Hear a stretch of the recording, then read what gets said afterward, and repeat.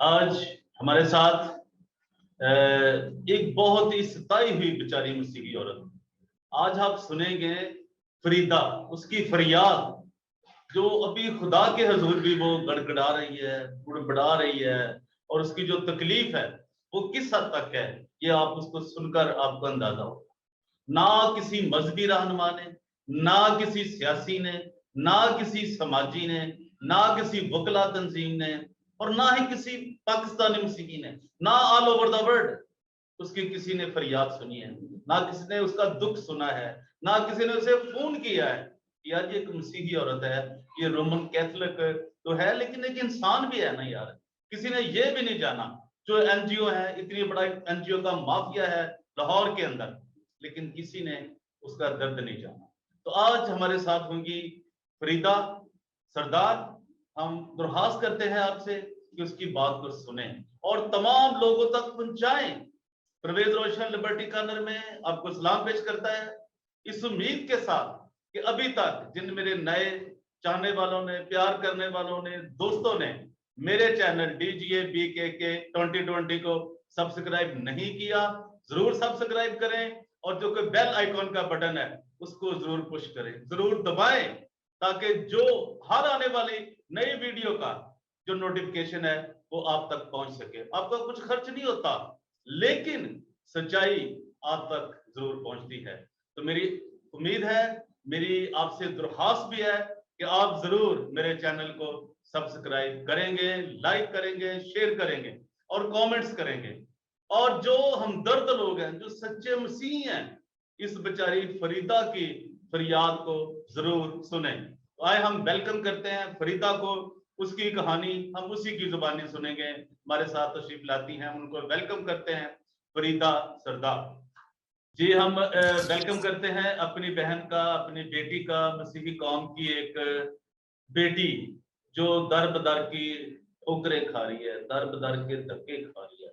इस मसीही कौम जो कि इंसानों, जो दुनिया में सबसे ज्यादा मोहब्बत करने वाली कौम जानी जाती है, जो सबसे ज्यादा दुनिया में कुर्बानी देने वाली कौम जानी जाती है, जो अपनी दौलत का, अपनी औलाद का, जिन्होंने सीखा है पुराने अहदनामा से, बाप इब्राहिम से सीखा है और खुदावंद यीशु मसीह से सीखा है, जिसने दूसरों के लिए अपनी जान सलीब पर दी। लेकिन आज मुझे अफसोस के साथ ये कहना पड़ रहा है कि जो आज की फरीदा है, आज की जो मसीही कौम की बेटी है बेचारी, वो किस तरह दरबदर हो रही है अपनों के हाथ। वो भी क्रिश्चियन है, वो भी रोमन कैथोलिक हैं, वो भी दूसरे डिनोमिनेशंस के लोग हैं, वो मसीही हैं, पाकिस्तानी हैं, लेकिन क्या करें, किस बेचारी की कोई नहीं सुन रहा। तो आइए हम अपना वक्त जाया नहीं करते, हम इनसे बातचीत करते हैं कि ये किन मुश्किलात से और किस परेशानी से अपना वक्त गुजार रही है, और इसकी कोई सुनने वाला नहीं है। तो हम इनको फिर भी हर वक्त जितना जो हमारी पोजीशन है, जो हमारी औकात है, उसके मुताबिक हम इनकी, इस बहन की, अपनी बेटी की मदद करने के लिए, इसकी आवाज को पूरी दुनिया में पहुंचाने के लिए हम हाजिर हैं, और हम इसकी मदद करते रहेंगे। हम जो अपने खुदामंद में, जो हमें खुदा ने कहा है कि हम दूसरों के लिए अपनी अपनी किसी भी चीज की कुर्बानी से दरेग ना करें, दूसरों की मदद के लिए। तो आज मैं उम्मीद करता हूं जहां तक मेरी ये आवाज जाएगी, वो चर्चेज रोमन कैथोलिक के हों, वो एंग्लिकन कलीसियाएं हों, वो प्रोटेस्टेंट हों, वो पेंतिकास्टल कलीसियाएं हों, वो प्रेसबिटर हो, वो प्रेसबिटेरियन हो, मेरी इनसे ये दरख्वास्त है कि आप खुदारा इस अपनी बेटी की, अपनी इस बहन की आवाज को सुने। और जो सियासी लीडर हैं वो तो मुर्दा हैं, वो उनसे तो मुर्दारों को भी कोई चीज खा जाती है, लेकिन उनका फायदा हो जाता है जानवरों का, परिंदों का। लेकिन वो ऐसे मुर्दार हैं जो एक, बस हम क्या करें, उनसे बदबू ही आ सकती है बस। तो बहन, हम आपको वेलकम करते हैं लिबर्टी कॉर्नर में। परवेज रोशन आपको सलाम पेश करता है कि आप, इतना बड़ा लाहौर शहर है, इतने मसीही हैं, बड़े दावेदार हैं कि इतनी आबादी है लाहौर की, लेकिन आप इंसाफ के लिए, आप मदद के लिए लोगों के पास जा रही हैं, लेकिन आपकी कोई फरियाद सुनने को तैयार नहीं है। तो जी बहन, आप ये बताएं कि क्या जो सेबेस्टियन शाह साहब हैं, आर्च डायसिस के कैथोलिक के, वो लाहौर के एक बहुत बड़े नामवर बिशप हैं। उन्होंने क्या आपकी मदद की है, क्योंकि आपका तल्लक रोमन कैथोलिक चर्च से है, तो क्या उन्होंने आपको कोई जवाब दिया है, कभी आपसे मिले हैं, उन्होंने आपकी कोई हौसला अफजाई की है, आपके दर्द को जाना है? जी बहन फरीदा, आप बताइए। मसीह में मेरा सबको सलाम। जितने भी सुनने वाले हैं, मैं आप सब लोगों को ये बताना चाहती हूँ कि बिशप सेबेस्टियन साहब की बात हो रही है। तो उन्होंने आज से 2 साल पहले उन्होंने मुझे सुनने के बजाय जलीलो ख्वार किया, बल्कि ऐसे ऐसे चीजें कही उन्होंने मुझे कि जो कि मैं जवाब तो बड़ा अच्छा दे सकती थी, और मैंने दिया भी। यहाँ तक मैं आज से 2 साल पहले जितना मैं बाइबल का नॉलेज जानती थी, जितना मुझे था, क्योंकि उन्होंने मुझे मेरी मंगनी का मसला था, तो मैंने कहा कि मैंने उनसे पूछा, सवाल किया, मीटिंग मेरी हुई तो मैंने कहा कि बिशप साहब जी मुझे ये बताएं कि मदर मैरी की मंगनी एक क्यों हुई। तो पहले उन्होंने मुझे ये कहा कि तुम्हारी मंगनी हुई है, तोड़ दी है उन्होंने, तो हम क्या करें, तो लोगों की 10-10 मंगनियां हो रही हैं, तो हम क्या क्या करें। तो मैंने कहा 10 करते ही क्यों है, एक क्यों नहीं करते। तो कहते जी वो तो लोगों का अब है, मैं तो नहीं किसी को कहता कि वो 10 करें, मैं तो आपको बता रहा हूँ कि 10-10 टूट रही हैं। मैंने कहा बाकी 9 जो हैं वो तोड़ने के लिए करते हैं। एक चीज फिर मैंने साथ ही सवाल किया बिशप साहब से, मैंने कहा कि आप मुझे ये बताएं कि मदर मैरी की एक मंगनी क्यों हुई।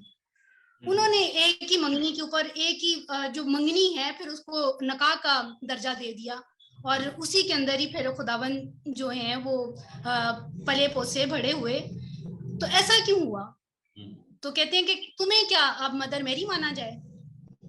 तो यहाँ ये जब मैंने ये बात सुनी तो मैंने कहा बिशप साहब जी मुझे मदर मैरी ना माना जाए, बल्कि उनकी अच्छी फॉलोअर माना जाए।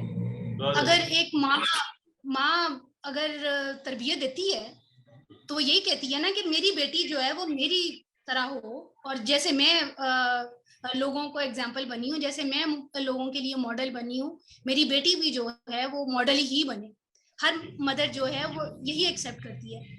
तो आप अगर कलाम देते हैं तो आप भी तो यही आप हमें सिखाते हैं ना कि आप कलाम सुनने से बेहतर है कि आप अमल करें। तो मैंने अगर अमल कर लिया है इन बातों के ऊपर तो मुझे तो इनाम मिलना चाहिए। इस दौर के अंदर आज तक मैंने खुदा से वादा किया था कि मैं कभी जिंदगी में बॉयफ्रेंड नहीं बनाऊंगी, यहाँ मेरा माँ बाप शादी करेंगे मैं वहीं करूंगी। तो अगर वो वादे के मुताबिक अगर मैं वो आज आप लोगों से सवाल कर रही हूँ और फिर अगर पुकार रोकी जाती है तो वो इसीलिए रोकी जाती है कि आज किसी को एतराज है तो अभी बोले, नहीं तो हमेशा के लिए खामोश रहे। तो मेरे साथ उस बंदे की मंगनी हुई है, मैं ये सवाल कर रही हूँ कि मुझे छोड़ा क्यों गया है। मुझे तो आज तक भी खुदा गवाह है, मैं खुदा की तरफ हाथ करके ये कहती हूँ कि आज तक भी मुझे नहीं पता कि मंगनी तोड़ी क्यों गई।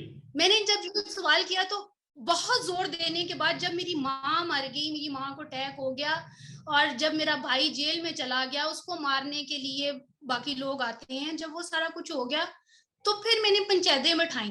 फिर मैंने इनके वहां जाके लोगों को जब मैंने बताया तो इन्होंने कहा जी तुम बदचलन हो इसलिए हमने मंगनी की है। जब मुझे बदचलनी का इल्जाम दिया गया तो फिर मेरे अंदर एक दुख, गुस्सा और अफसोस इनके लिए जमा हो गया, और वो जब जमा हुआ तो एक वो बारूद बन गया। जब वो बारूद बना तो मैंने जिस बंदे के साथ उसने मंगनी की हुई थी मेरे से हटके उस बंदी का रिकॉर्ड फिर मैंने भी निकाला। जब मैंने उस बंदी का रिकॉर्ड निकाला तो मुझे पता चला कि वो बंदी जो है, मैंने पहली रिकॉर्डिंग में भी आपको बताया था कि यूसुफ नामी बंदा, यूसुफ भट्टी, जो कि सैफ मसीह का ताए का बेटा भी है, और उसी बंदे ने उसके साथ वो संडे स्कूल का टीचर भी है, और वो जो लड़की जिसके साथ उसने मंगनी की हुई है वो उसी चर्च की, यहाँ इनका निकाह हुआ उसी चर्च की संडे स्कूल की टीचर, वो भी ये दोनों बंदे जो दोनों लोग हैं ये टीच करते हैं बच्चों को, कलाम सिखाते हैं। तो पता चलता है कि वो दोनों उनके ऐसे रिलेशनशिप हैं चर्च के अंदर जो कि वो बच्ची, मैंने आपको रिकॉर्डिंग भी भेजी हुई है उस बच्ची की, वो कहती है कि चर्च के हर एक मेंबर्स को पता है कि वो चर्च में बैठ के हगिंग किसिंग करते हैं, तो क्या वो नाजायज नहीं है? क्या फिर वो मसीह के मुताबिक? जी जी सर। फरीदा, मैं आपकी बात समझ सकता हूँ और आपका दुख भी समझ सकता हूँ। हम थोड़ा सा आगे बढ़ते हैं।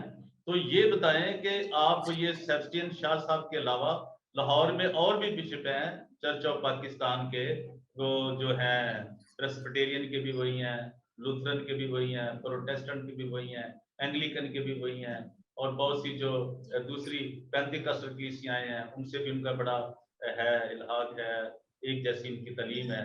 वो जो बिशप इरफान जमील साहब हैं वो भी रिटायर है, तो क्या आप उनसे भी मिले हैं कि उन्होंने आप उनका फरियाद लेकर गए हैं उनके सामने? क्योंकि हम पहले इनकी बात कर लें कि ये मजहबी लोगों का क्या रवैया आपके साथ रहा है, फिर हम आगे उनकी तरफ जाते हैं, दूसरे लोगों की तरफ। जी, जी बहन। ये बिशप इरफान जमील साहब के मैं पास गई, मैंने उनको भी सारा ये मसला बताया, और उन्होंने कहा जी आप कैथलिक से ताल्लुक रखती हैं तो मैं इसके मतलब मैं नहीं बात कर सकता। तो मैंने कहा कि आप बिशप साहब जी आप पुकार के ऊपर तो कर सकते हैं ना, आप मसीह होने के नाते तो आप बात कर सकते हैं ना। तो कहते हैं जी नहीं जी मैं तो ये बात ही नहीं कर सकता, तो आप जाएं, आप बिशप साहब की मिन्नत करें जाके, अगर वो मिलते हैं तो ठीक है, अगर नहीं मिलते तो मैं तो कुछ नहीं कर सकता। मैंने बिशप साहब के आगे जाके बिशप इरफान जमील की बात ये कर रही हूँ कि मेरा भाई इनकी वजह से जेल काट रहा है, मेरा घर धर्म भरम हो गया है, मेरी माँ मर गई है, मेरी माँ को अटैक हो गया है। मेरे लिए वो बड़ी दुख की बात थी जब मेरी माँ मेरे इनके मंगनी तोड़ने के बाद, जब मेरी माँ ये मेरे से जब सवाल करती थी ना कि मैंने तो कभी बेटों की मंगनी नहीं तोड़ने दी, तो तुम्हारी मंगनी कैसे टूट गई, मुझे बताओ कि हुआ क्या है। तो मेरे पास उस सवाल का जवाब नहीं होता था, मेरी माँ सिसकियां ले लेके रोती थी। और जब मेरी माँ को जब इसी चीजों के अंदर जब अटैक हो गया तो मैं अपने आप को माफी नहीं कर सकी, मुझे यूं लगा कि जैसे मैंने खुद अपनी माँ का गला दबा दिया है। तो मैं इनको कभी करूंगी, मुझे इनके मजहबी होने का, मैंने तो उस बाइबल की जो आयत थी कि अगर तेरा भाई तेरे खिलाफ कोई गुनाह करता है तो तू उसे पहले अकेले में समझा, नहीं मानता 2 या 4 लोगों में बैठा, नहीं मानता तो उसे चर्च के लोगों के पास लेके जा, अगर चर्च के लोगों को भी नहीं मानता तो उसे गैर कौमों के मानना जानो। अब गैर कौम में जो है दैट्स मीन कि वो खुदा को नहीं मानती, जो खुदा को नहीं मानती तो दैट्स मीन कि आप उसको जुतियां ठोको, ये नहीं कि आप उसको प्रोटेक्ट कर दो। जब आप उसको प्रोटेक्ट कर दोगे तो वो आपकी बात कहाँ सुनेगा, क्या वो आपको कहेगा। मैंने इनसे इतना सवाल किया था कि जब ठीक है अगर वो आप लोगों की बात नहीं सुनता ना तो पुकार रोके, पुकार रोकेंगे तो ऑटोमेटिकली आपसे पूछेगा कि क्या हुआ, तो आप उसको मेरे हवाले करें। आप ये नहीं कि उसकी शादी करके आपने उसको सेव कर दिया, मुझे धर्म भरम कर दिया, मेरे साथ क्या किया, फिर मुझे रोड़े मारो और मुझे मार दो। फिर अगर आप जो चर्च में बैठ के हगिंग किसिंग कर रही है एक गैर बंदे के साथ, आपने उसको सेव कर लिया, तो जो बाइबल पढ़ने वाली है, जो बाइबल के ऊपर अमल कर रही है, जो मदर मैरी की बातें कर रही है, कि पूछ रही है कि हमारी मदर मैरी ने एक मंगनी की तो क्यों की, तो आप उसको कह रहे हो कि तुम्हें मदर मैरी माना जाए। मेरे साथ नाइंसाफी की है और मजहबी लोगों ने की है, मेरे साथ नाइंसाफी की है, मेरे अपने बहन भाइयों ने की है, मेरे साथ नाइंसाफी हुई है तो मेरे ऊपर क्यों कसम उठाई गई, मेरे मंगेतर ने की है, क्यों की है, क्यों हुआ मेरे साथ, क्यों मेरी माँ। आपका सवाल बड़ा वैलिड है और आपने सवाल कर दिया तमाम मजहबी लोगों के आगे, अब उनका फर्ज बनता है कि वो जवाब दें, आपके इस सवाल का जवाब दें और उन्हें देना पड़ेगा, ये उन्हें सवाल का जवाब देना पड़ेगा। तो और मुझे आप बताएं फरीदा बहन, ये जो मुस्लिम लोग हैं ये आपको क्या डिस्टर्ब कर रहे हैं, ये आपको क्या कह रहे हैं? जैसे आपने मुझे बताया था एक हमजा है कोई, वो आपको क्या थ्रेट कर रहा है, क्या धमकियां दे रहा है, और इनको क्या एहसास हो रहा है क्रिश्चियन लोगों को जो मजहबी रहनुमा है? मुझे मुस्लिम बहन भाई जो हैं मुझे उन्होंने कभी धमकियां नहीं दी। ये इस तरह हुआ कि मैं ये जो हमजा साहब की मैंने आपको रिकॉर्डिंग्स भेजी हैं और उनका जो मैंने आपको प्रूफ दिया है वो ये था कि मैं उनके पास जॉब कर रही थी और बहुत अच्छे लोग थे, बहुत अच्छा, मुझे सैलरी बड़ी अच्छी दे रहे थे, मुझे 30,000 सैलरी थी, और ऊपर से मुझे काफी टिपें शिपें करते थे, और मेरे मैडम जो थी मेरा बड़ा ख्याल करती थी, केस के अंदर भी मेरी काफी हेल्प कर रहे थे। तो वो उन्होंने मुझे ये चीजें कही कि अगर मतलब मैं जब अदालत में जाती थी, भाई के पीछे जाती थी, जब मैं केसों के पीछे जाती छुट्टी मांगती थी, तो वो मेरे से पूछते थे कि तुम ये केस इतने क्यों लड़ रही हो, किसके खिलाफ इतनी एप्लीकेशनें दे रही हो, और किसको दरखास्तें दे रही हो, तो क्या हो रहा है तुम्हारे साथ। तो मैं जब उनके साथ शेयर करती थी, तो वो फिर मुझे ये कहते थे कि तुम सलाम क्यों नहीं कबूल कर लेती, अच्छा। तुम सलाम कबूल करो तो हम तुम्हें प्रोटेक्ट करते हैं, हम उनके साथ लड़ेंगे जाके। तो मैं उनको ये कहती थी कि नहीं, हमारे खुदावन यीशु मसीह के पास बहुत पावर है, उन्होंने कहा है कि आखिर तक वफादार रहो, मैं तुझे जिंदगी का ताज दूंगा। तो मैं उस ताज की मुंतजर हूँ। मुझे आप लोगों की हेल्प या आप लोगों की दौलत से मुझे कोई ताल्लुक नहीं है, और अगर मैं करती, अगर हेल्प चाहती उनसे, तो वो 4 किले के अंदर कोठी है गुजरांवाला के अंदर उनकी, और अगर मैं उनकी हेल्प चाहती तो मैं अपनी अगर इज्जत बर्बाद करती, या फिर बॉयफ्रेंड की बात आ जाती, तो मैं अगर ये सारा कुछ करती तो मुझे कोई कमी नहीं है। अगर मैं रेस्टोरेंट में जाके या किसी पीसी में या वारी में जाके जॉब करूं, तो मैं बहुत अच्छी शेफ हूँ, मैं 1.5 लाख 2 लाख सैलरी कमा सकती हूँ, बट मैं नहीं करती, क्योंकि मैं मजहबी हूँ, क्योंकि मुझे रात के 12 बजे या 2 बजे कुछ छुट्टी पे मेरा भाई मुझे प्रोटेक्ट नहीं करता, मुझे मेरे मंगेतर ने मेरे ऊपर कसम उठा दी, तो मैं बदचलन करार हो गई। तो क्यों एक तरफ जो आपके साथ आपके जो अपनी जो बेटियां हैं, आप उनको तो प्रोटेक्ट कर नहीं सकते घर में बैठी।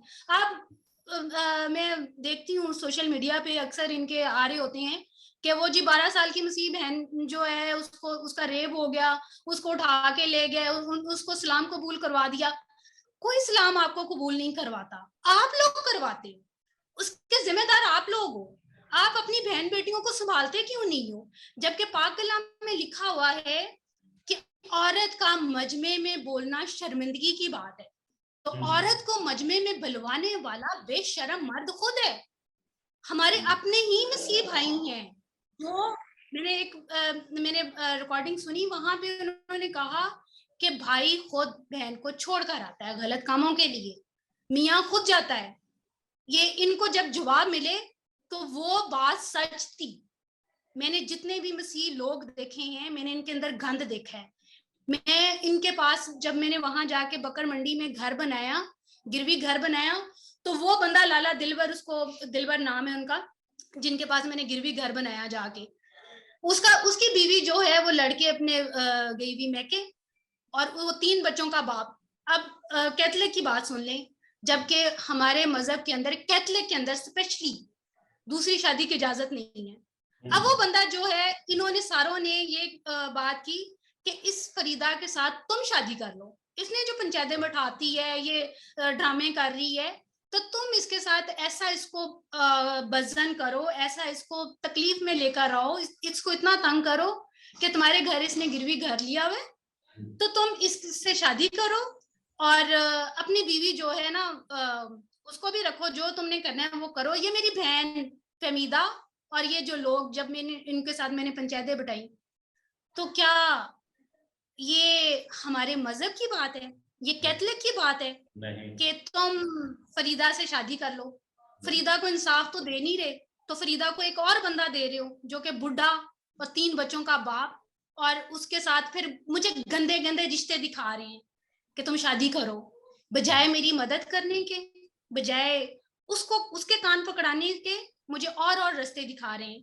तो ये इनकी इंसाफ की चीजें हैं, ये इनकी हमारी जो बहू बेटियां हैं या हमारी मसीह में बहनें हैं, उनको ये प्रोटेक्ट करें। ये खुद अगले बंदे को मजबूर कर देते हैं कि अगला बंदा सलाम कबूल कर ले। ये हमें खुद वो रास्ता दिखाते हैं। जब हमें प्रोटेक्शन ही नहीं मिलेगी आप लोगों से, जब हमारे ऊपर कोई हाथ ही नहीं रखेगा, तो फिर हमने सलामी कबूल करना है। फिर मैं इनको हर बार ये धमकी देती हूँ, बिशप सेबेस्टियन साहब को ये मैंने कहा मैंने खुद खुशी कर लूँ जाके, कहते कर लो। मैंने कहा सलाम कबूल कर लूँ, उन्होंने कहा इतनों ने किया तुम भी कर लो जाके, क्या फर्क पड़ेगा। लेकिन अब मैं कहती हूँ कि मैं इनसे बाइबलें छीनूंगी, मैं इनको कलाम पढ़ने नहीं दूंगी, क्योंकि ये कलाम के हकदार ही नहीं है, इनको ये इजाजत ही नहीं होनी चाहिए। और ये जो जितनी मैं बातें कर रही हूँ ये खुदा की तरफ से मेरे मुंह से निकल रही हैं, ये कलाम के हकदार नहीं है और ये बाइबल पकड़ने के हकदार नहीं है। अब मैं अपने आप पे अफसोस करती हूँ कि मैं क्यों कहती हूँ कि मैं इस्लाम कबूल करूं। मैं इनको कहती हूँ कि तुम लोग छोड़ो बाइबलें और दफा हो, निकलो चर्चों से के बाहर। और तुम लोगों को, जब मैंने फिर इनको वहां के हैं चौधरी नियामत साहब बकर मंडी के, मैंने उनको ये कहा, मैंने कहा चौधरी साहब कुर्सी डा के बैठे रहते हैं इधर बड़े बॉडीगार्ड बन के, गंद मुझे निकालना पड़ा है, चर्चों में बैठ के चुनियां जपियां कर रहे हो आप लोग, तो ये चर्च के अंदर गंद घोलना है। आप ये जो कुर्सी डा के बैठे हुए हैं ना, उठाएं कुर्सी अपनी, निकले यहाँ से। मैंने गंद निकाला है, मुझे इनाम देने की बजाय मुझे लान तान कर रहे हैं आप लोग। तो ये इनके हाल। और मुस्लिम बहन भाई कोई किसी को तंग नहीं करता। फिर मैंने वो नौकरी छोड़ी क्योंकि वो ज्यादा, उन्होंने फिर मेरे साथ वो कर दिया। फिर उस बंदे ने फिर मेरे से पूछा, कहते हैं कि मुझे ये बताओ बाप बेटा रूल कुदस का मतलब क्या है। अगर तुम मुझे ये सवाल का जवाब दे देती हो तो मैं सलाम छोड़ दूंगा, और अगर तुम नहीं दे सकती तो तुम मसीह छोड़ोगी। मैंने डन कर लिया, मैंने उसको उसका जवाब दे दिया। मैंने कहा इब्तिदा में कलाम था, कलाम खुदा के साथ था और कलाम ही खुदा था जो कि अब तक रहेगा। लेकिन उसने, आपको मैंने वो रिकॉर्डिंग्स भेजी, उसने काफी वो किया मेरे साथ, बहस की बात, और जिसकी वजह से पूरा महीना ये चलती रही, जिसकी वजह से मुझे जॉब छोड़नी पड़ गई, जिसकी वजह से मैं बहुत ख्वार हुई। पूरा वो कोरोना के जो दिन थे, वो जो पूरा साल एक था, उसकी वजह से फिर मुझे दोबारा नौकरी भी ना मिली। और फिर एक और मुझे नौकरी मिली, वहां पे भी मैडम ने मुझे यही कहा कि तुम इतनी तंग हो, तुम्हें कुछ सुन नहीं रहा और तुम्हारी कोई हेल्प नहीं कर रहा, तो तुम सलाम कबूल करो, हम तुम्हारी हेल्प करते हैं। मैंने कहा नहीं, मैं अब तक वफादार रहूंगी और मैं उसी ताज की मुंतजर हूं जो कि खुदावंद ने वादा फरमाया है, और लान तान इनके ऊपर होगी, क्योंकि मैंने इसको वो लानत में डाल दिया है सैफ को कि जिसका ये तसव्वुर भी नहीं कर सकता। क्योंकि पाक कलाम में लिखा हुआ है कि फिर यूं होगा कि नापाक मर्दों के लिए नापाक औरतें होंगी और नापाक औरतों के लिए नापाक मर्द होंगे। तो उसको खुदा ने कितनी बड़ी सजा दी है कि जो दुनिया की रद्दी हुई है। और एक बंदे के साथ वो खराब नहीं थी बंदी, वहां मैं 4 साल रह कर रही हूँ, मुझे उस बंदी की एक एक बंदे ने गवाही दी है कि वो बंदी एक बंदे के साथ खराब नहीं है, वो खाली जूसा भट्टी के साथ नहीं है, बहुत जगहों पे उसने मुंह मारा हुआ है। लेकिन बिशप साहब ने कहा कि इसको वो मारे जिसने कोई गुनाह नहीं किया। तो मैंने कहा बिशप साहब जी फिर आप आयत पूरी करें, तो पाक कलाम में लिखा हुआ है कि जाओ अब गुनाह मत करना। तो क्या इस बंदी को अब कौन कहेगा कि जाओ अब गुनाह मत करना? बिशप साहब जी आप कहेंगे तो क्या आपको खुदावंद यीशु मसीह माना जाए? मैंने कहा मैं नहीं मानूंगी। जैसे ये उस बात का जवाब है जब आपने मुझे ये कहा कि क्या तुम्हें मदर मैरी माना जाए। मैंने तो अपना जवाब दे दिया, लेकिन अब आप मुझे बताएं कि इस बंदी को कौन कहेगा कि जाओ अब गुनाह मत करना। मैंने कहा इसको रोड़ों की जरूरत है, इसलिए रोड़ों की जरूरत है। आप लोग नहीं मान सकते, आप लोग नहीं मार सकते उसको क्योंकि आप लोग गुनाहगार हो, इसलिए आप लोग सारे पत्थर फेंको, मैं मार सकती हूँ। फरीदा अभी आप बहुत होश में भी हैं, जज्बाती भी हैं, और आपके जज्बात की कदर है कि आपके साथ इतना कुछ हुआ। और आप जो कह रही हैं अकॉर्डिंग टू दी बाइबल कह रही हैं, आपने तो गलत नहीं कहा कुछ भी। जाहिर है ये एक जिन्हें खुदा के जान देने तक भी वफादार है, तो मैं तुझे जिंदगी का ताज दूंगा। आप इस वर्ष पे, आप इस आयत पे, खुदा के कलाम पे, तो खुदा के कलाम की मुंह की बातें हरगिज़ नहीं टल सकती, आसमान और जमीन टल सकता है। आप बिल्कुल ठीक कह रही हैं। अभी आप बताएं कि आप ये तो मजहबी लोग थे ना जिन्होंने एक लुबादा उड़ा हुआ है इस मसीहत को बदनाम कर रहे हैं। तो अभी जो सियासी लोग हैं वो आपके साथ क्या सलूक कर रहे हैं, उन्होंने क्या आपके साथ किया? सियासी लोग फोन ही नहीं उठाते, एक बार जाते हैं दरखास्त देते हैं, मीटिंग करते हैं, तसल्ली देते हैं, फिर फोन ही नहीं उठाते। और फिर वो अपने जो पीएज हैं उनको कह देते हैं कि इसको मगरों लाओ, ये क्या मुसीबत है, इसको बस जो करती है इसको मगरों लाओ। वो फिर ऐसा नंबर बंद करते हैं कि फिर कहीं कुछ लोग ब्लॉक कर देते हैं, कुछ लोग महीने के बाद उठा लेते हैं, तसल्ली देते हैं। जॉन एडी साहब के पास गई, जॉन एडी साहब के लोगों ने मुझे टॉफियां दी। जॉन एडी कौन है? जॉन एडी कौन है? जॉन एडी साहब ये जो रेचल मैडम के जो हस्बैंड हैं, अनवर फजल की टीम जो है। अच्छा अच्छा अच्छा, सही है। ये इनकी टीम के पास गई तो इन्होंने वो जो पादरी बना हुआ है झूठा चोर डाकू जो है, अब मैंने उसमें एप्लीकेशन में भी लिखा हुआ है कि एक चोर डाकू जो है, जो डकैत भी है, शराबें भी बेचता है, वो इस वक्त जो मेरे भाई को जेल करवा के तो वो राम से जो है वो चर्च संभाल के बैठा हुआ है। तो ये तो इनके हाल हैं। ये जो जॉन है वो है एडी जॉन जिसका आप नाम ले रहे हैं वो है? नहीं, जॉन एडी जो है उस पादरी को प्रोटेक्ट कर रहा है, उसका क्या नाम है? कर उसका क्या नाम है? असफ जगीरा। असद जगीरा, अच्छा। ये एप्लीकेशन जो मैंने आपको भेजी हुई है उसमें आप एप्लीकेशन पढ़ेंगे तो उसमें आपको मिलेगा। मैंने वो पूरे वाज़ह तौर पे बताया हुआ है कि मेरे भाई को जेल करवा के तो एक चोर डाकू जो है उसको ऑल्टर पे खड़ा किया हुआ है। तो मेरी ये आपसे भी और वजीर आजम से भी मेरी ये दरखास्त है कि सबसे पहले ये जो पादरी है ना, इनको कम कर दें, मिनिस्ट्रियां कम करें प्लीज। ये जितने भी लोग हैं एक दूसरे की मुखालफ करके, कलाम को बदनाम करके और गरीबों का ढोंग इन्होंने नचाया हुआ है कि हम गरीबों की हेल्प कर रहे हैं, हम ये करें, करते कुछ भी नहीं है। अपनी मिनिस्ट्री खोल लेते हैं और राम सुकून से अपना जो है चंदे बेनेशने खाना शुरू कर देते हैं और बस गरीबों को इन्होंने इस्तेमाल किया हुआ है, हेल्प किसी की नहीं करते। झूठ है ये सारा कुछ। चलिए बहन, कुछ और आप कहना चाहते हैं? आप खुदा के अलावा किसको अपनी फरियाद सुनाना चाहते हैं? गवर्नमेंट के अंदर, दुनिया में किसी को, इंसानी हकूक की तंजीमों को, आपने किसी को भी आप कुछ कहना चाहते हैं तो अभी आप 1-2 मिनट में बात कर सकती हैं।